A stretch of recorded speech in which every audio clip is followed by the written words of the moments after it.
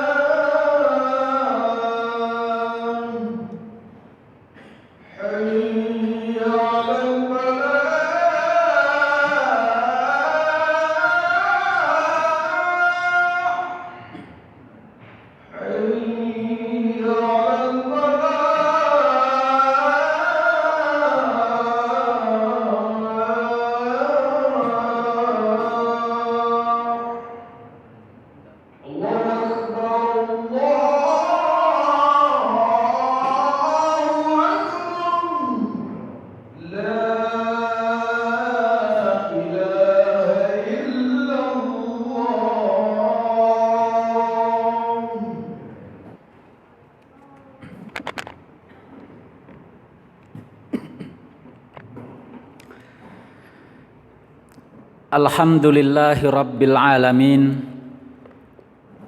Summal hamdulillahilladzi manna alaina bimawasimil khairat wa abqa fi a'marina litazdada minal hasanat. Ashhadu an la ilaha illallah wahdahu la syarikalah wa ashhadu anna sayyidana wa habibana wa syafi'ana Muhammadan abduhu wa rasuluh. Arsalahullahu ta'ala rahmatan lil alamin wa hadiyan ila rabbih wa sirajan munira wa tarakana ala mahajjatil bayda lailuha kanahariha la yazigu anha illa halik wa la yazigu anha illa khasir. Amma ba'du, ayuhal muslimun, usikum wa nafsi bitaqwallahi ta'ala wa ta'atih. Ittaqullaha haqqa tuqatih. Ittaqullaha faqad faza man ittaqa. Ya ayyuhalladzina amanu taqullaha haqqa tuqatih wa la tamutunna illa wa antum muslimun. Ma'asyiral muslimin wa jumratal mu'minin, jamaah salat Jumat yang dirahmati dan dimuliakan Allah Subhanahu wa taala. Alhamdulillah, mari sama-sama kita panjatkan puja dan puji syukur kita kepada Allah Subhanahu wa taala atas nikmat yang begitu banyak, karunia yang berlimpah Allah berikan kepada kita, sehingga tidak seorang hamba pun yang mampu menghitung berapa banyak nikmat-nikmat Allah yang telah digunakannya dan berapa banyak nikmat Allah yang telah didapatkannya. Maha benar Allah Subhanahu wa taala di dalam firman-Nya, wa in ta'uddu ni'matallahi la tuhsuha. Sekiranya kalian mencoba untuk menghitung nikmat yang Allah berikan itu, maka niscaya kalian tidak akan mampu untuk melakukannya. Oleh karena itu, respon yang bisa kita lakukan hanyalah dengan mensyukuri nikmat-nikmat tersebut. Kehadiran kita di rumah Allah pada siang hari ini merupakan bagian dari ekspresi untuk mensyukuri nikmat-nikmat Allah Subhanahu wa taala tersebut. Mudah-mudahan ekspresi syukur yang kita lakukan ini menjadikan Allah melipat gandakan nikmat-nikmatnya kepada kita, sehingga kita tetap berada di dalam ketaatan kepada Allah Subhanahu wa taala. Amin ya rabbal alamin. Kemudian selawat dan salam kepada junjungan kita Nabi besar Muhammad sallallahu alaihi wasallam kita sampaikan, yang diutus Allah Subhanahu wa taala untuk menunjuki manusia agar berada pada jalan kebenaran, untuk membimbing manusia agar mereka melakukan beribadah sesuai dengan tuntutan ajaran agama ini. Mudah-mudahan kita bisa menjadikan baginda Rasulullah sallallahu alaihi wasallam sebagai suri teladan dalam segala aspek kehidupan kita. Amin ya rabbal alamin. Para hadirin jamaah salat Jumat yang dirahmati dan dimuliakan Allah Subhanahu wa taala. Saat ini kita sudah memasuki 10 terakhir dari bulan Sya'ban. Ya. Artinya tinggal kurang lebih 10 hari lagi kita akan meninggalkan bulan Sya'ban ini. Kita akan meninggalkan bulan yang mulia ini dan kita akan memasuki bulan yang penuh dengan keberkahan, yaitu bulan suci Ramadan. Tentu para hadirin yang dirahmati Allah Subhanahu wa taala, bahwasanya bulan suci Ramadan memiliki tempat yang sangat istimewa bagi umat Islam. Memiliki tempat yang sangat spesial bagi kita. Bahkan ini merupakan bulan yang sangat kita tunggu-tunggu kehadirannya. Bahkan kalau kita melihat Rasulullah sallallahu alaihi wasallam, para salafun as-salih, para ulama-ulama kita, mereka selalu berdoa kepada Allah Subhanahu wa taala agar Allah memberikan kesempatan kepada mereka untuk dipertemukan dengan bulan yang agung ini, yaitu bulan suci Ramadan. Maka di dalam sebuah hadis yang diriwayatkan oleh Imam Ahmad bin Hanbal di dalam kitab musnadnya, bahwasanya Rasulullah sallallahu alaihi wasallam ketika memasuki bulan Rajab, maka Rasulullah sallallahu alaihi wasallam berdoa, Allahumma barik lana fi Rajab wa Sya'ban wa barik lana fi Ramadan. Ya Allah, berikanlah keberkahan bagi kami pada bulan Rajab dan bulan Sya'ban, dan berikan pula lah keberkahan bagi kami pada bulan suci Ramadan.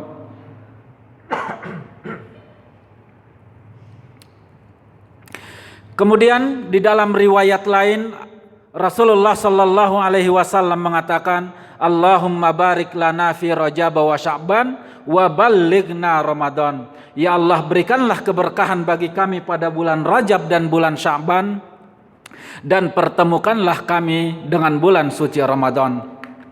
Para hadirin yang berbahagia, Imam Ahmad Al-Banna ketika menjelaskan hadis yang berada di dalam Musnad Ahmad bin Hanbal tadi, beliau mengatakan bahwasanya doa Rasulullah sallallahu alaihi wasallam untuk meminta keberkahan pada 3 bulan tersebut, meminta keberkahan pada bulan Rajab, pada bulan Sya'ban, dan juga pada bulan Ramadan. Ini menunjukkan bahwasanya adanya keistimewaan pada 3 bulan tersebut.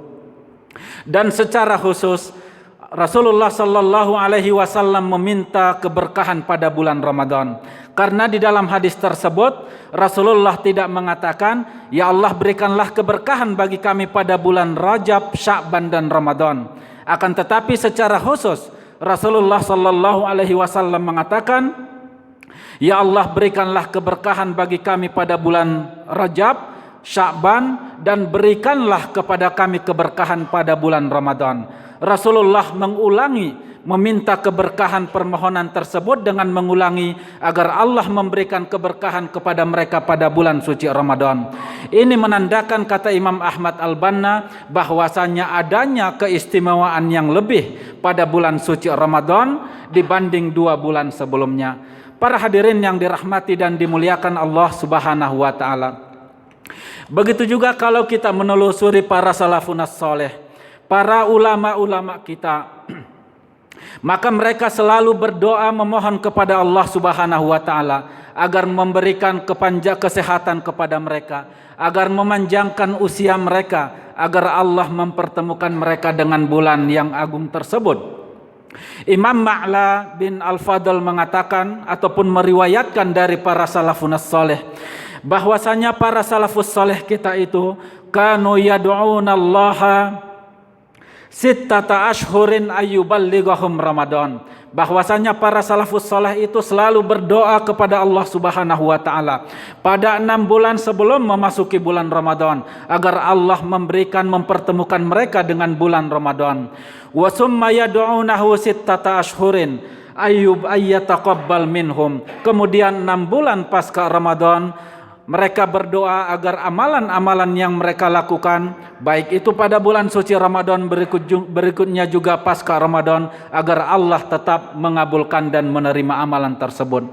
Dan di antara doa yang mereka sampaikan adalah Allahumma sallimni ila Ramadan, ya Allah sampaikanlah aku bertemu dengan bulan Ramadan, wasallim li Ramadan, dan sampaikanlah Ramadan itu bertemu dengan aku, watasallamhu minni mutaqabbala, dan jadikanlah amal ibadah yang aku lakukan ini pada bulan suci Ramadan diterima Allah Subhanahu wa taala. Para hadirin yang dirahmati dan dimuliakan Allah Subhanahu wa taala, dari apa yang dicontohkan oleh baginda Rasulullah, para salafus saleh, para ulama-ulama kita, dan hal yang sama kita ikuti pada saat ini. Kita selalu berdoa kepada Allah Subhanahu wa taala agar dipertemukan dengan bulan suci yang agung ini, yaitu bulan suci Ramadan. Tentu ini menunjukkan kecintaan kita, menunjukkan kesungguhan kita agar Allah mempertemukan kita dengan bulan suci Ramadan tersebut. Betapa tidak, karena di dalam Ramadan itu Allah menyediakan bonus, Allah menyediakan keistimewaan-keistimewaan yang tidak akan tersedia pada bulan-bulan yang lainnya. Pada bulan suci Ramadan Allah melipat gandakan segala bentuk ganjaran atas amal ibadah yang kita lakukan. Pada bulan suci Ramadan Allah memerintahkan kita untuk menghidupkan siang dan malamnya. Allah mewajibkan kita untuk menghidupkan siang dengan melaksanakan rangkaian ibadah puasa dan ibadah-ibadah mahdoh lainnya. Kemudian memerintahkan kita untuk menghidupkan malam-malam bulan suci Ramadan dengan melaksanakan sholat tarawih ataupun qiyamul lail dan berbagai amalan-amalan tatawu dan amalan-amalan mahdoh lainnya. Para hadirin yang berbahagia, oleh karena itu ketika kita sudah menginginkan, mendambakan agar Allah mempertemukan kita dengan bulan suci Ramadan ini, tentu sudah seharusnya kita harus mempersiapkan diri. Karena para hadirin yang berbahagia, sebentar lagi Ramadan itu akan tiba. Mudah-mudahan Allah memberikan kesempatan kepada kita, memberikan kepanjangan umur kepada kita, memberikan kesehatan kepada kita, memberikan kemurahan rezeki kepada kita, sehingga ketika Ramadan tiba nantinya kita sudah siap, baik itu secara fisik ataupun secara lahiriah maupun secara batiniah. Maka setidaknya para hadirin yang berbahagia, ada 3 hal yang harus kita persiapkan di dalam menghadapi ataupun di dalam menemui bulan suci Ramadan itu. Yang pertama, persiapan yang pertama yang harus kita lakukan adalah persiapan secara lahiriah. Karena rangkaian ibadah yang kita lakukan, baik itu di dalam Ramadan maupun di luar Ramadan, tidak terlepas dari kesehatan ataupun dari kekuatan fisik yang kita laksanakan. Maka kekuatan fisik yang prima ini yang akan mendorong kita untuk bisa bersemangat di dalam melaksanakan rangkaian ibadah, di dalam memaksimalkan segala kesempatan ketika melaksanakan ibadah pada bulan suci Ramadan. Kemudian yang kedua adalah kita harus membiasakan diri dengan rangkaian-rangkaian ibadah yang akan kita laksanakan pada bulan suci Ramadan.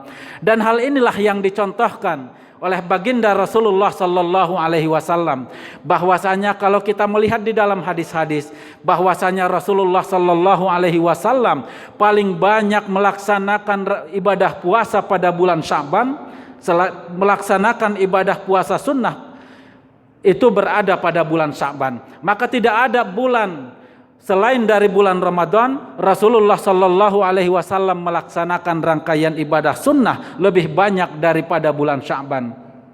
Para ulama kita mengatakan bahwasanya Rasulullah melaksanakan rangkaian ibadah puasa pada bulan Sya'ban di samping mungkin untuk mengkode ketertinggalan yang pernah dilakukan pada bulan sebelumnya, pada Ramadan sebelumnya, juga ini menjadikan tamrin, ini menjadikan latihan kepada kita sehingga kita sudah terbiasa melaksanakan ibadah puasa. Ketika Ramadan tiba, maka tidak ada kesulitan bagi kita untuk melaksanakan ibadah puasa karena kita sudah melatihnya pada bulan-bulan sebelumnya, secara khusus pada bulan Sya'ban.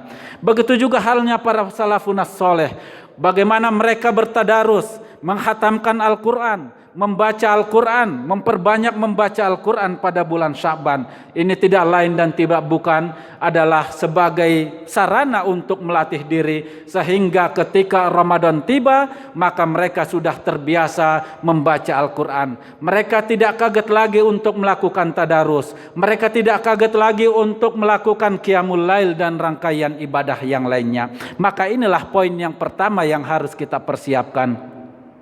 Kemudian poin yang kedua yang harus kita persiapkan adalah persiapan secara batiniah. Persiapan secara batiniah itu dengan melakukan tazkiyatun nafsi, dengan melakukan pembersihan atas hati kita. Ala inna fil jasadil mudghah, bahwasanya di dalam tubuh manusia itu ada segumpal darah. Idza saluhat salahal jasadu kulluh wa idza fasadatil jasadu kulluh ala wahyal qalb. Bahwasanya di dalam hati manusia, di dalam tubuh manusia itu ada segumpal darah. Apabila segumpal darah itu bersih, suci, jauh dari ketertutupan atau dikarenakan kemaksiatan, maka rangkaian ibadahnya itu akan baik. Akan tetapi jika hatinya tertutup, maka panggilan azan juga tidak akan mungkin bisa didengarnya. Jika hatinya tertutup, maka rangkaian ibadah sulit akan didirikan. Maka kita harus melakukan tazkiyatun nafsi, maka kita harus melakukan pembersihan hati. Kita harus bertaubat kepada Allah Subhanahu wa taala. Kita harus memperbanyak istighfar kepada Allah. Kita harus memperbanyak memohon ampun kepada Allah Subhanahu wa taala sehingga ketika hati kita bersih, maka dengan mudah kita untuk memenuhi panggilan Allah Subhanahu wa taala. Dengan mudah kita bisa melaksanakan perintah Allah Subhanahu wa taala. Imam Ibnul Jauzi pernah mengatakan, tahhir qalbaka, bersihkanlah hatimu. Tahhir qalbaka minasyawaibi, maka bersihkanlah hatimu dari segala unsur-unsur yang menjadikannya tidak murni lagi. Fa innal mahabbata la tulqa illa fi qalbin tahirin, karena sesungguhnya cinta itu tidak akan berterima kecuali oleh hati yang bersih dan tulus. Oleh karena itu kita harus membersihkan jiwa kita. Kita harus membersihkan hati kita. Amma ra'aitaz zari'u, kata Imam Ibnu Jauzi, amma ra'aitaz zari'u yatakhayyarul ardu tayyibatu wa yuskiha wa yarwiha thumma yusiruha yuqallibuha. Apakah Anda tidak pernah melihat seorang petani yang mempersiapkan lahan untuk ditanaminya? Maka apa yang dilakukan oleh seorang petani? Maka dia akan membersihkannya. Jika ada hama dia akan mengusirnya. Jika ada batu dia akan menyingkirkannya. Jika ada duri yang akan merusak berdampak pada tanaman dia akan membuangnya. Maka dia akan menyiram dan mengairinya. Maka ketika lahan ini sudah layak ditanami, maka para petani baru mau menanam biji yang akan ditanamnya di tempat tersebut. Maka begitu jugalah hati kita para hadirin yang berbahagia. Ketika hati ini sudah bersih, maka dengan mudah kita untuk menjalankan rangkaian ibadah ataupun perintah-perintah Allah Subhanahu wa taala tersebut. Para hadirin yang berbahagia, kemudian persiapan yang terakhir yang harus kita lakukan adalah persiapan fikriyah. Persiapan fikriyah tentu kita lakukan adalah dengan memperbanyak membaca buku, khususnya yang berkaitan dengan bulan suci Ramadan. Kita harus membaca buku-buku yang berkaitan dengan Ramadan sehingga kita mengetahui hukumnya, sehingga kita mengetahui larangan-larangannya, sehingga kita mengetahui kapan diwajibkan, kapan disunnahkan, dan kapan dilarang. Maka dengan mengetahui ataupun melaksanakan rangkaian ibadah dan didasari dengan wawasan dan ilmu pengetahuan, maka rangkaian ibadah yang kita lakukan itu akan semakin khusyuk, akan semakin mendekatkan diri kita kepada Allah Subhanahu wa taala. Maka 3 poin tersebut menjadi hal yang harus kita persiapkan di dalam menjalani, di dalam mengarungi bulan suci Ramadan nantinya. Mudah-mudahan kita bisa mewujudkannya mumpung masih ada sisa waktu kurang lebih 10 hari. Para hadirin yang dirahmati Allah Subhanahu wa taala, mungkin sampai di sini khutbah singkat ini. Mudah-mudahan ada manfaatnya. Barakallahu li wa lakum fil Qur'anil azim wa nafa'ani wa iyyakum bima fihi minal ayati wadh-dzikril hakim wa taqabbalallahu minna wa minkum tilawatahu innahu huwal ghafurur rahim.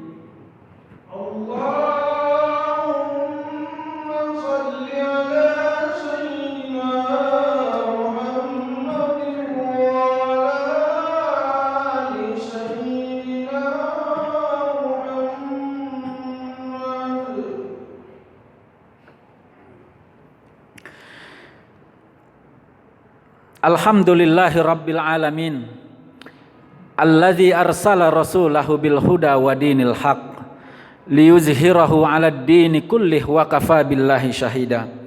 Asyhadu an la ilaha illallah wahdahu la syarikalah wa asyhadu anna Muhammadan abduhu wa rasuluh la nabiyya ba'dah. Amma ba'du fa ya ibadallah usikum wa nafsi bitaqwallahi ta'ala wa ta'atihi la'allakum tuflihun. Ya ayyuhalladzina amanu taqullaha haqqa tuqatih wa la tamutunna illa wa antum muslimun. Ma'asyiral muslimin wa jumratal mu'minina rahimakumullah. Yaqulullahu subhanahu wa ta'ala fi muhkami kitabihi ba'da a'udzu billahi minasy syaithanir rajim. Bismillahirrahmanirrahim. Innallaha wa malaikatahu yusalluna 'alan nabi. Ya ayyuhalladzina amanu sallu alaihi wa sallimu taslima. Allahumma salli ala sayyidina Muhammad wa ala ali Muhammad kama sallaita ala Ibrahim wa ala ali Ibrahim wa barik ala Muhammad wa ala ali Muhammad kama barakta ala Ibrahim wa ala ali Ibrahim fil alamin innaka Hamidum Majid. Wardallahumma an sadatina khulafair rasyidin Abi Bakar wa Umar wa Utsman wa Ali wa an baqiyati sahabati Rasulillahi ajma'in wa anna ma'ahum birahmatika ya arhamar rahimin. Allahumma ighfir lil muslimina wal muslimat wal mu'minina wal mu'minat al ahya'i minhum wal amwat innaka antal ghafurur rahim. Allahumma inna ala dzikrika wa syukrika wa husni ibadatik.